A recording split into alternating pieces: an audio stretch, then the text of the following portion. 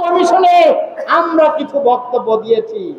আমরা মনে করি যে 1971 সালে 3টি ঘোষণা, 1 সাম্য, 2 সামাজিক মর্যাদা, 3 সামাজিক ন্যায় বিচার, এই 3টি ঘোষণার ভিত্তিতে 4টা কমন বিষয় তৈরি হয়েছে: বাঙালি জাতীয়তাবাদ, সমাজতন্ত্র, গণতন্ত্র, সেকুলার গণতন্ত্র, সেকুলারবাদ।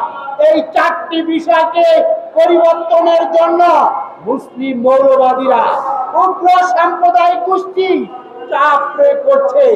আলী রিয়াজের আসর এই 4টি পরিবর্তনের জন্য উঠে বসে লেগেছে।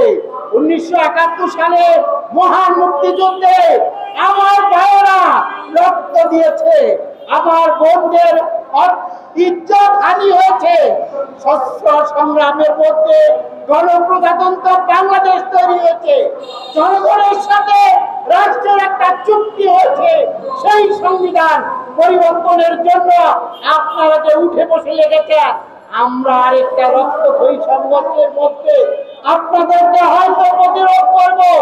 আমরা এরকমের পরিস্থিতি চাই না, যেই পরিস্থিতি আবার নতুন করে হওয়া লাগে। ডক্টর মোহাম্মদ ইউনূসের উদ্দেশ্যে বলতে চাই, আপনার এটি কাজ নয়, আপনাকে নির্বাচন দেওয়ার জন্য আমরা এনেছি, এত কিছু করার জন্য। আমরা শুরুতেই বলেছি যে মিনিমাম সংস্কার করে আপনি একটা জাতীয় নির্বাচন দেবেন। মিনিমাম সংস্কারের পরিবর্তে আপনার লোকেরা দুর্নীতিগ্রস্ত হচ্ছে। আমাদের 2024 সালের ছাত্র তরুণদেরকে লোভ এবং লালসার মধ্যে ফেলে দিয়ে তাদের চরিত্র নষ্ট করছেন। এই জন্য এই সব তরুণরা দায়ী নয়, এই জন্য দায়ী হলো আপনাদের মতো পাটনা বদ এবং বদমাইশ দায়ী।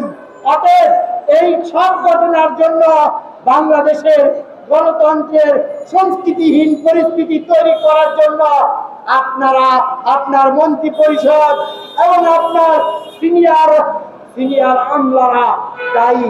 আমরা মনে করি যে আপনার সরকারের আর কোনো যোগ্যতা নাই। আপনার সরকারের অধীনে 2026 সালে যে নির্বাচন হওয়ার কথা, সেই ফেব্রুয়ারি মাসে সেই নির্বাচন আপনারা আদৌ করবেন কিনা আমরা জানি না।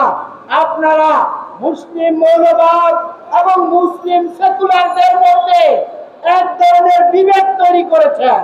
রাজবাড়িতে আপনারা যা তৈরি করেছেন, সেই ঘটনা প্রমাণ করে মুসলিমদের মধ্যে বিভেদের মধ্যে এখানে সাম্প্রদায়িক দাঙ্গা করে রাষ্ট্রকে একটা মবের রাষ্ট্রে পরিণত করার জায়গায় আপনারা হাঁটছেন। আমরা মনে করি এই ব্যবস্থাপনা বাংলাদেশে করা যাবে না।